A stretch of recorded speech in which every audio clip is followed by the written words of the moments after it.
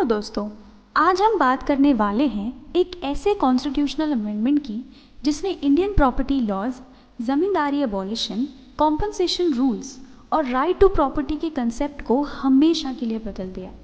The fourth constitutional amendment act 1955। ये amendment सिर्फ एक कानूनी चेंज नहीं था, ये एक पावर स्ट्रगल था। Government versus land owners, courts versus parliament और public purpose versus private rights. तो चलिए शुरू करते हैं सिंपल लैंग्वेज और रियल लाइफ एग्जांपल्स के साथ।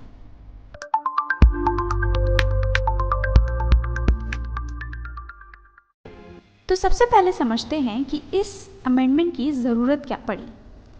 इंडिपेंडेंस के बाद इंडियन गवर्नमेंट का सबसे बड़ा गोल था सोशल एंड इकोनॉमिक रिफॉर्म्स, मतलब ज़मींदारी सिस्टम का एंड करना, इनइक्वालिटी को रिड्यूस करना और लैंड रीडिस्ट्रीब्यूशन करना। लेकिन जब स्टेट्स ने लैंड एक्विजिशन और ज़मींदारी अबॉलिशन लॉज बनाए, बहुत सारे लैंड ओनर्स ने कोर्ट्स में चैलेंज कर दिया।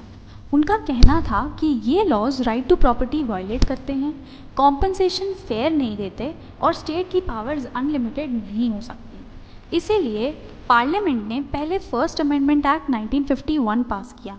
उसमें दो इम्पॉर्टेंट चीज़ें ऐड हुई। पहला आर्टिकल 31A और दूसरा आर्टिकल 31B प्लस 9 शेड्यूल। ये दोनों प्रोविजंस लैंड रिफॉर्म्स को प्रोटेक्ट करने के लिए थे, लेकिन फिर भी कोर्ट्स में नए नए चैलेंजेस आते रहे। धीरे धीरे कॉन्फ्लिक्ट्स बढ़ते गए और फिर 1955 में सरकार ने इंट्रोड्यूस किया fourth constitutional amendment act, basically to strengthen the earlier amendments and close all loopholes. तो एग्जैक्टली फोर्थ अमेंडमेंट ने क्या चेंज किया, चलो एक एक पॉइंट सिंपल लैंग्वेज में समझते हैं। तो आर्टिकल 31 क्लॉज 2 कॉम्पनसेशन का कॉन्सेप्ट बदल दिया। तो पहले क्या था, स्टेट अगर आपकी प्रॉपर्टी एक्वायर करेगी तो कॉम्पनसेशन एडिक्वेट होना चाहिए। कोर्ट चेक करेगी कि कॉम्पनसेशन फेयर है या नहीं।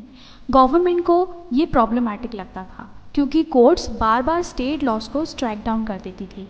तो फोर्थ अमेंडमेंट ने क्या किया, एडिक्वेट कॉम्पनसेशन शब्द को ही रिमूव कर दिया। कोर्ट्स की पावर लिमिट कर दी कि वो कॉम्पनसेशन अमाउंट को क्वेश्चन नहीं कर सकते। अगर लॉ में कॉम्पनसेशन मेथड स्पेसिफाइड है तो बस वही फाइनल होगा। मतलब गवर्नमेंट के लिए लैंड एक्विजिशन ईजियर हो गया, लैंड ओनर्स के लीगल चैलेंजेस वीक हो गए। दूसरा आर्टिकल 31A स्ट्रेंथेंड हो गया। आर्टिकल 31A क्या प्रोटेक्ट करता है, पहला तो लैंड रिफॉर्म्स, दूसरा ज़मींदारी अबॉलिशन लॉज, तीसरा एस्टेट्स की रीडिस्ट्रीब्यूशन और चौथा एग्रीकल्चरल लैंड सीलिंग्स।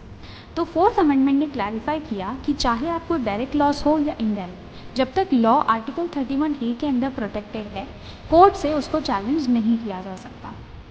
तीसरा आर्टिकल 31B प्लस 9 शेड्यूल को एक्सपैंड कर दिया गया। 9 शेड्यूल का मेन काम था कुछ लॉज को कॉन्स्टिट्यूशनल शील्ड देना ताकि कोर्ट्स उन्हें स्ट्राइक डाउन ना कर पाए। फोर्थ अमेंडमेंट ने आकर 20 प्लस नए लैंड रिफॉर्म लॉज 9 शेड्यूल में ऐड कर दिए।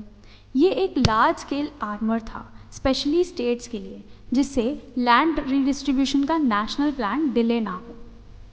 Fourth article 305 monopoly related restrictions.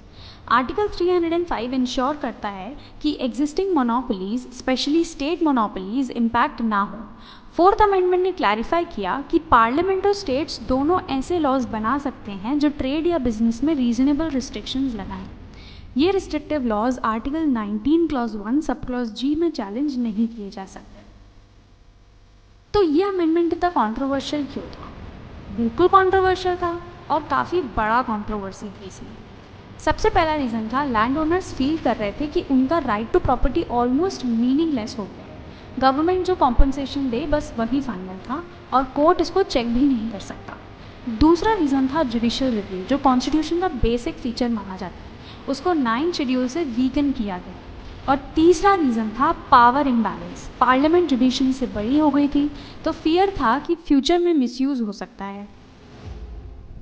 Fourth amendment का इम्पैक्ट क्या हुआ, इस अमेंडमेंट का लॉन्ग टर्म इफेक्ट इनॉर्मस था। लैंड रिफॉर्म्स फास्ट हो गए, रीडिस्ट्रीब्यूशन ऑफ लैंड पॉसिबल हो गया, फ्यूडल स्ट्रक्चर ब्रेक हो गया, लेकिन राइट टू प्रॉपर्टी वीक हो गया। इसका रिजल्ट ये हुआ कि 1970s में और अमेंडमेंट्स आए जिससे आर्टिकल 31 कम्प्लीटली रिप्लेस हो गया और right to property fundamental right से लीगल राइट बना। फोर्थ अमेंडमेंट ने इंडियन सोशल जस्टिस मॉडल को पुश किया, लेकिन साइमल्टेनियसली कॉन्स्टिट्यूशनल डिबेट्स को भी इग्नाइट किया। तो ये था फोर्थ कॉन्स्टिट्यूशनल अमेंडमेंट एक्ट का सिंप्लीफाइड ब्रेकडाउन। एक अमेंडमेंट जिसमें सरकार ने लैंड रिफॉर्म्स को प्रोटेक्ट किया, जुडिशरी की पावर्स को रिस्ट्रिक्ट किया और कॉम्पनसेशन के कंसेप्ट को रीडिफाइन किया। तो अब तुम्हारा काम है लाइक करना, कमेंट करना और बिना सब्सक्राइब किए तो बिल्कुल भी नहीं जाना है। तो मिलते हैं अगले एपिसोड में।